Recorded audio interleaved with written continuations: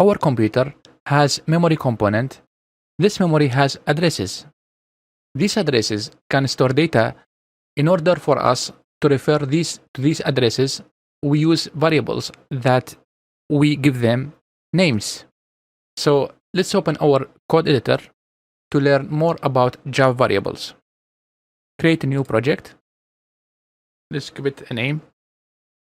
Java variables.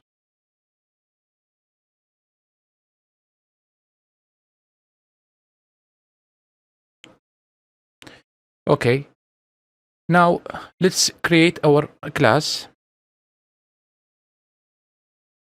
New Java class. Give it a name. You don't need to understand now about the classes and objects. Let's write public static void main string, and this arguments.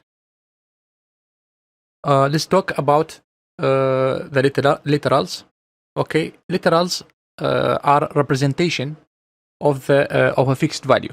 Okay, so and you don't need to make any computation in order to have a result for them. So let's write a comment for this here. This is a multi-line comment. You can write multi-line comment. For example, you have start and end. So let's say this is Java tutorial. Okay, and we have also one line comment, single line comment, just by the forward, double forward slash. So let's say this is a single line comment. Okay, so let's talk about the literals.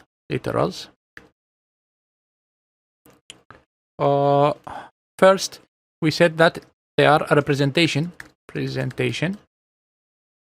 okay, of a fixed value. 2, doesn't need any computation. So we don't need to compute values for them. So we need to write the data type first, Boolean. Let's say we can write the name of the variable. Let's say is ready. Okay, and because it's Boolean, so we can use either true or false. So let's say this is true. Okay, we end the line with a semicolon. So another variable, let's use a char data type. Let's say my char data equal. When we use the char data type, we use a single quote. And one character. Let's say A. Okay. Let's use byte. It is a byte. Let's say equal 120. Okay. Let's use short. Some short. I am using underscore here, like just to give you some different type of naming the variable. Okay, it's called snake case number.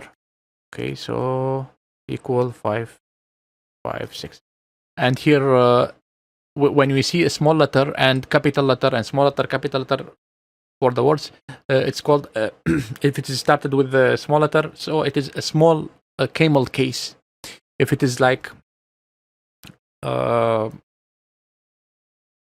capital letter, my char data like this, it is a upper camel case. Okay, so this is a lower camel case. Okay, let's use integer, int and integer.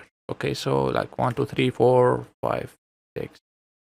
Okay, now let's talk about the integer literals. So integer literals. Integer literals can represent decimal can represent hexadecimal, can represent also binary. Okay, so int can represent decimal, okay, hexadecimal, and binary, okay. So also if the range, the number is greater than the capacity of the integer, then the data type is long. Let's take some examples. We have let's represent number 16 in decimal, okay? Decimal in decimal. So we have the integer decimal equals 16, okay? So we are representing number 16 in decimal, okay? Let's represent the number 16 in hexadecimal. Okay? So we will use the same data type integer, okay, to represent the number 16 in hexadecimal. So we will write like hex. We write first 0, then followed by the x, then the hexadecimal of 16, it's 10. Now let's represent the number 16 in binary. Okay, so it is in binary. We need to write 0, then the letter B. Okay, the letter B. Then we write the binary number. So 16 can be represented by 001 and 0000. Okay, so it is 8 bits. 1, 2, 3, 4, 5, 6, 7, and there is another 0 here. Okay, so it is 8 bits. Okay. Now let's talk about the floating point. Okay. Floating point literals. Okay. So this will represent floating point numbers, and if you want to write a floating point numbers, you need to postfix the number by the letter small letter f or the capital letter F. So if the number ends with the small letter or the capital letter F, then the type is float. Okay. Otherwise, if you don't do this, the data type is double. Let's take an example. Money 1 equal 123 4.5. Plot. Money 2 equal 1 2 3 4 5, but we want to make it plot, so we end it with letter F or F, small letter. Okay. Double, we can use the D or D, capital D. Okay, but we don't need to do this, so we need just to use the letter F to represent the floating point. Okay. Now let's talk about the character and string literals. So we can use characters to represent one letter. Okay. And let's write here character and string literals. So this can contain the Unicode character. So let's say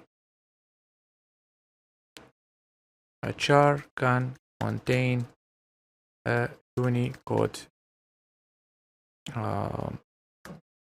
character. Okay, a char and or string. For string, we need to make the capital S. So let's write an example. Char some Unicode char. Also single quote we use. For the Unicode, we need to use the backslash and the letter U, and then the Unicode of the character. So let's say 0100. Okay, some Unicode. This is some Unicode. Okay, to use the string. Let's say string Unicode, and the same thing. Let's say 100. Also, we can use more than one. U0100. Okay. Sorry, there's a double quote. In string, we use the double quote, not single quote. Single quote just for the character. Okay. And the string, you can use anything like string some string. Okay, equal hello world, as we saw in our example. Okay. The other thing that I want to mention, you can use the underscore just to improve the readability of the number. Use of underscore. Okay, so it is used to improve the readability. Let's take an example. Let's say if we have